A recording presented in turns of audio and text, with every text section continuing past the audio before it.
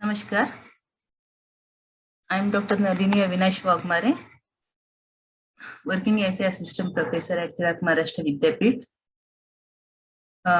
Today's our topic is related to sources of ancient Indian history. It comes in the ideas and institution in ancient Indian history, which is related to your third paper.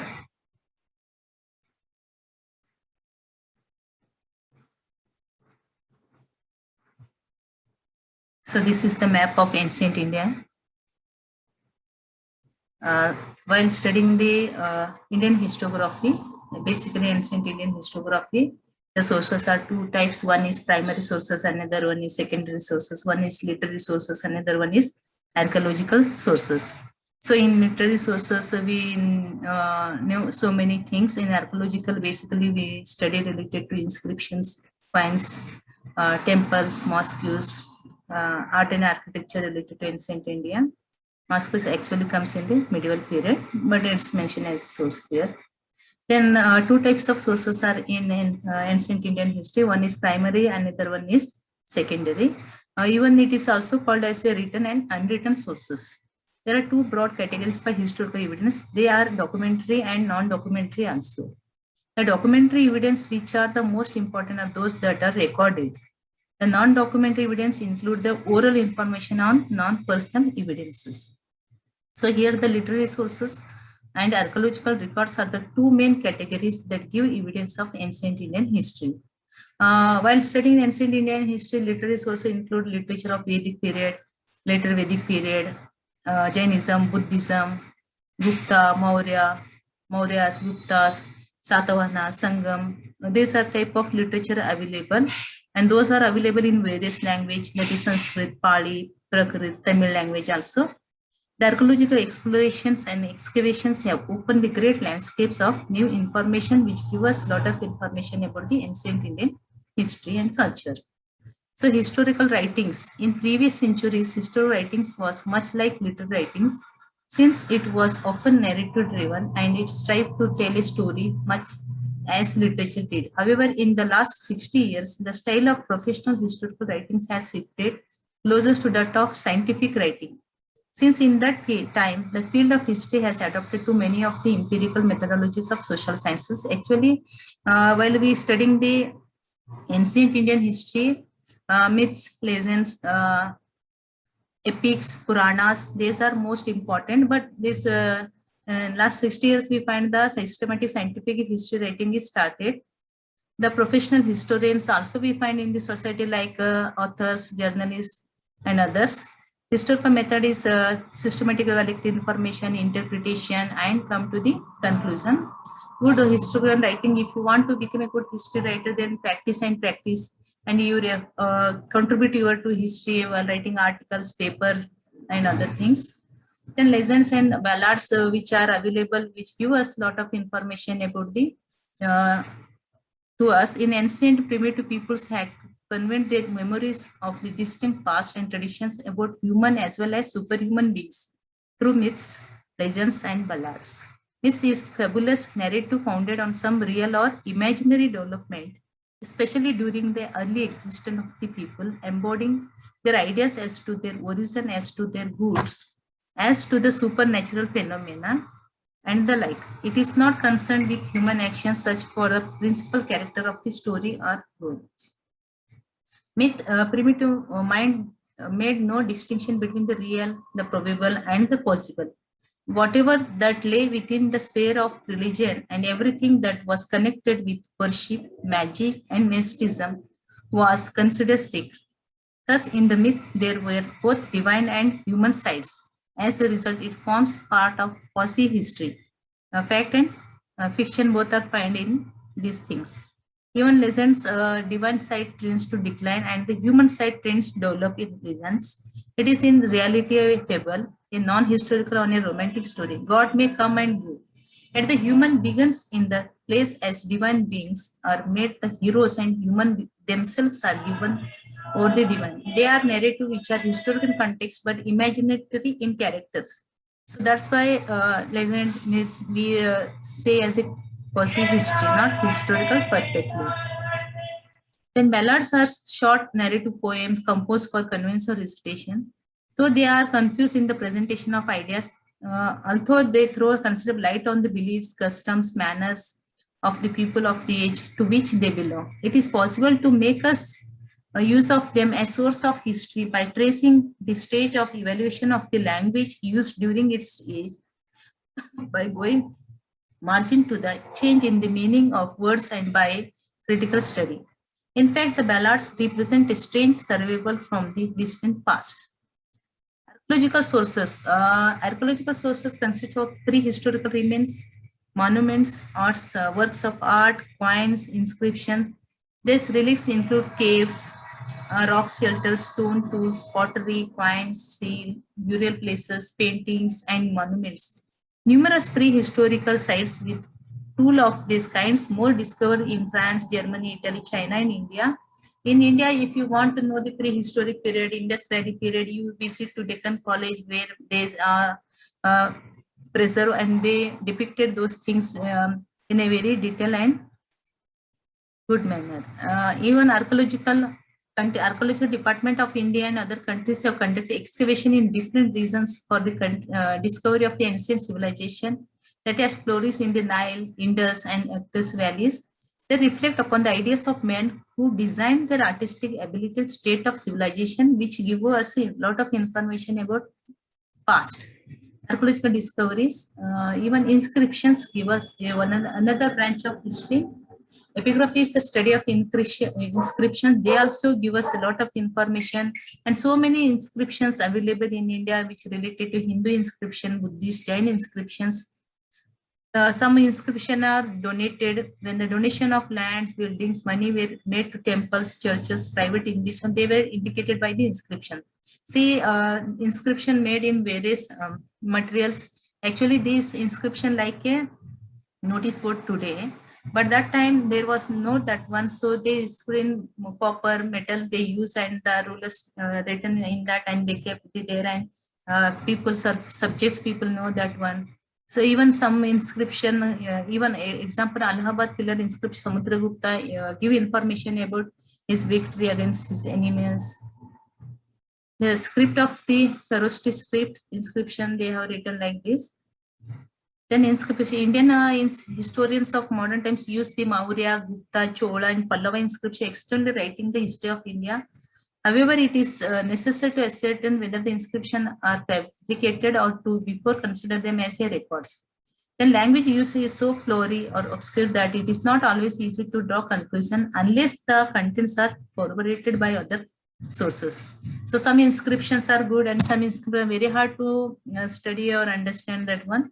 The language knowing is very necessary for this. Even numismatic means coin is a one more source to understand easily history. So coins is the study of, numismatic is the study of coins and models. To the historian, study of coins and seals has proved of considerable help, not only because of the tiles and portraits, but also because of the date that they furnish. Among the earliest of the seals to be discovered were those of the Indus Valley civilization. About 700 BC, gold coins were minting and circulation of coins spread rapidly to the Mediterranean world. So here, coins, metals are used mostly in early times. Minting coins were gold, silver, and bronze.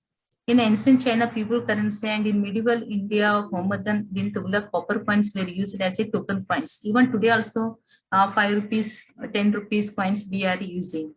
That time also they are used. If gold coin, the period is considered as a golden era.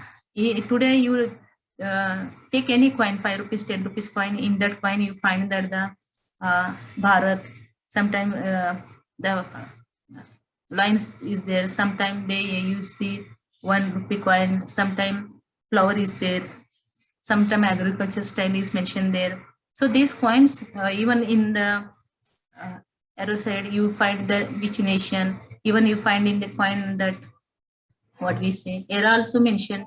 You just take any coin and you find these all things. So this is at that time also when any coin is there, maybe gold, silver, bronze, the ruler mentioned their names, places, and what purpose they have minted that one. So ancient coins also you find here.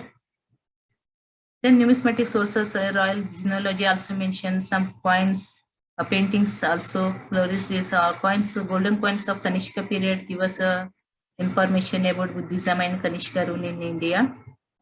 Then seals, paintings, carvings also valuable information give us to understand the Indian history, even reconstruct the Indian history in a detailed manner. Even Ajanta and Ellora paintings are noted many portrait which give us information about that period, religion, habits of the people of ancient period. Man and other objects of rock art also one of the art where we find the earlier man mentioned sketch on the rock. Then that give us information about his how love the nature and how protected is. This symbols also used in the modern time as a tattoo also. So trees, animals, man found in rock art and tattoo art also. So what in this picture you find easily and monuments of ancient, the Ajanta and other places. Now directly we go to the which are the literary sources of ancient period. Man used the materials to prepare this literary skin, clay, bark, paper for writing. Those are things. Then people have adopted different methods for the preservation of documents. Then the traditions sources belong to several categories of which important are record tradition, chronicles, foreign accounts, contempt writings. The legendary stories continued as oral tradition for long, but in course of time, many of them were written down. Like the such tradition are found in the epics of Ramayana and Mahabharata, myths and legends. They are of some historical value as reflecting upon the political and social life of the people. The folklores, proverbs, place name to indicate the customs and superstitions of the people. Then some chronicles are the forerunners of history. They are accounts of extent noted down just as they occur. No attempt is made to organize the data into a logical system based on causes and effects, but to explain how important movements develop from gradual operation of the varied facts. Dealing with private as well as public matters, they are useful for ascertaining social, political, economic life of the people. So they are no less biased as the biographies and autobiographies. Chronicles, chronological is very, very important. Biographies and keep the concerned individual as a central figure. Yet they throw light upon the age to which they belong. Babur's memories and Bismarck memories, Gandhi's my experience with as autobiographies furnish information as they understood or interpreted the situation. Then philology is the language. This is important for historical research as the words preserve ideas and beyond information. Then directly we go to the which are the ancient Indian sources. And ancient period, most of the sources are in Sanskrit language, like Vedas, Brahmanas, Upanishads, Vedangas, Upavedas, Sutras, epics, Ramayana, Mahabharatas, Puranas, which are in 18 numbers, biographical works, chronicles, Shastras on politics and grammar, classical literature. These are the sources which give ancient Indian history. Vedic and later Vedic period also are in mention on India also. Ancient India is mostly religious in nature. Puranic and epic literature considered history by the Indians, but it contains no definite dates for the events and kingdoms. Even the Puranas and epics narrate the genealogy of the kings and their achievements, but they are not arranged in chronological order. Then Vedic literature, the 4 Vedas are there, Rig Veda, Yajurveda, Samaveda and Atharva Vedas. These Vedas given information about the Aryan civilization. Then other 6 Upavedas also are there. They are in 6 Vedangas. 6 Vedangas are also there. They give us information about the Siksha, Kalpa, Vyakarna, Nirukta, Chanda and Jyotisha. Vedangas has been written in the Sutra form. This is very precise and exact form of expression in prose, which was developed by the scholars of ancient India. Then later Vedic period. See, Rigveda is the first, one of the biggest Veda, one of the oldest Veda, one of the first Veda. Then other 3 Vedas are considered as a later Vedic period. And this Vedic literature was written in a Sanskrit language. So in later Vedic literature include Brahmanas, Aranyakas, Upanishad. Under that, Brahmanas gives us a description of Vedic rituals. Aranyakas and Upanishads give speeches on different spiritual and philosophical problems. Puranas, which are 18 in number, giving mainly historical accounts. See, 4 Vedas Then later Vedic, under 4 Vedas also, earliest one is Rig Vedic. Then other 3 Vedas are also there. After that also we consider the other literature related to that period also called later Vedic literature, and that Brahmanas, Aranyakas, Upanishads and Puranas. Then Ramayana Mahabharata also called as a later Vedic literature. Then like Sanskrit literature, Brahmanic literature, in 6th century we see there is a movement started, that movement called as Jainism and Buddhist movement. Two religions arise in Indian ancient Indian history. So most of the Jainis and Buddhist literature also give us lot of information about to understand the ancient Indian history. So Jain and Buddhist literature had been written in Prakrit and Pali language. Early Jain literature is mostly written in Prakrit language. So mostly of the Buddhist literature is written in Pali language. Then Ashokan edicts had been written in Pali language. Mahavira and Buddha are considered as the historical personalities equivalent to the god. They have created Jain and Buddhist religious ideology respectively. Then the Buddhist books are called as Jataka stories. They have been given some historical importance because they are related with the previous verse of Buddha. There are more than 550 such stories are there. The Jain historic information mentioned in Jain literature also help us in reconstruct the history of different regions in India. Mahavira and Buddha's religion. Then Dharmashastras and Smritis. Dharmashastra and Smritis were the rules and regulations for the general public and the rulers. Can be equated with the constitution and the law books of the modern concept of polity and society. For example, Manusmriti. So now we are modern Indian people follow our Indian constitution. In ancient time, there is no constitution exists that time. So people follow this according to, they live life according to Dharmashastra and follow their life. Dharmashastra were compiled between 600 to 200 BC.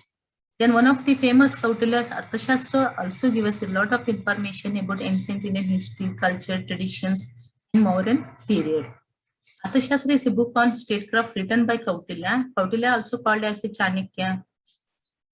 During the Mauryan period, the book is divided into 15 parts, dealing with the different subject matters related to polity, economy, and society. The final portion of Arthashastra was written in 4th century BC. Kautilya acknowledged his debt to his predecessors in his book, which shows that there was a tradition of writing on and teaching of the statecrafts. The other sources. So in earlier I explained that some biographies or some scholars literature also give us no information about the ancient Indian history. Under the Mudra Rakshasa is a play written by Vishaka Datta. It describes the society and culture of that period. Then Malapagni Mitram, written by Kalidasa, gives information of the reign of Pushyamitra, Sunga and Shunga dynasty. Even Kalidasa's Meghaduta Pustak also very famous. Shakuntala's related story also there in that book, Bharata and Shakuntala. Then Bhasa and Sudraka are the other poets who have written plays based on historical events. Then Harashya Charitra written by Bana Bhatta which give information about the ruler Harshavardhana. Then Vikramanka Deva Charitra written by the Billana, which is also give information about the Chalukya's dynasty ruler Vikramaditya. Then other books also there, Kumara Pala Charitra of Jayasimha. Then again Hamira Kavya of Naya Chandra. Then Bhojaprada of Billala, Prithviraj Charitra Chandrabardai. Then which is a famous Parajita Rankini, which was written by Kallana, is the best form of history writing valued by modern historians. His critical method of historical research and impartial treatment of the historical facts have earned him a great respect among the modern historians. So Puranas are there, some Vedas are there, Vedangas are there, Upanishads are there, other books are also there. But Kallana's first book, which written in a historical manner, which critically he mentioned that one, chronology also added. So this book is considered as a first historical book in India. Other books are also there, but as far as modern historian, this book is considered as a historical one. Then Sangam literature, which is written in Tamil language, which is the oldest one, and which here in this book Short and long poems consist 30,000 lines of poetry, which are arranged in the two main groups. Sangam was the poetic compilation by a group of poets of different times, mainly supported by chiefs and kings. The Sangam narrative composed by a large number of poets in place of their kings. Some kings and events mentioned are also supported by the inscriptions. The Sangam literature generally describes events up to the 4th century. Basically, the Sangam literature give information about the Pala, Chera, Chola, Pandyas, which are the South Indian rulers, that rulers' information, socio-economic, political, cultural, that information narrated in this literature. Then we think that in the ancient period only Puranic, religious, or means reality, fiction is there, but some scientific, fact-based and historical-based books are also there. Surya Siddhanta, Romak Siddhanta by Aryabhatta are authentic books on astronomy. Charaka Sahitya and Surya Sahitya are on the medical science. Ayurveda also existing that time, which give us a lot of information about ancient period. Then foreign accounts under the Chinese, Fayan and Winston, the Chinese pilgrims visited India and left behind them various information. Even Al-Biruni travel also in India and he given information about the ancient period. Then under foreign accounts, they basically give information Chandragupta Maurya's period, Megasthenes, and again the they visited India, they attracted towards Buddhism and they came to India and they given information, they kept the travel accounts which gives a lot of information about that period. Then Chinese accounts, then foreign other accounts also. The Herodotus was depend on Persian source of information about India also. Herodotus was also called as a father of history. He also given information about India. Then other Megasthenes Indica is very famous book which give information about India. Then so these are the few reference you can refer for to understand ancient India history. So here briefly literary sources, archaeological sources, as well as historical writing, under that which comes in myth, legend and chronicles. And under archaeologicals, we find that coins, inscriptions, some epigraphy also gives us information, and later on how Indian historians are there and how foreign historians contributed to write the or reconstruct the ancient Indian history. So these are the this is the only brief information about in this lecture. Remaining things we discuss in another lecture. Thank you very much. For reference, you can refer V.D. Mahajan book, D.N. Jha book, Ancient India, V.D. Mahajan, Ancient India. For Marathi medium, Gajanan Bhide book also you can refer, Prachin Bharat, etc. Thank you.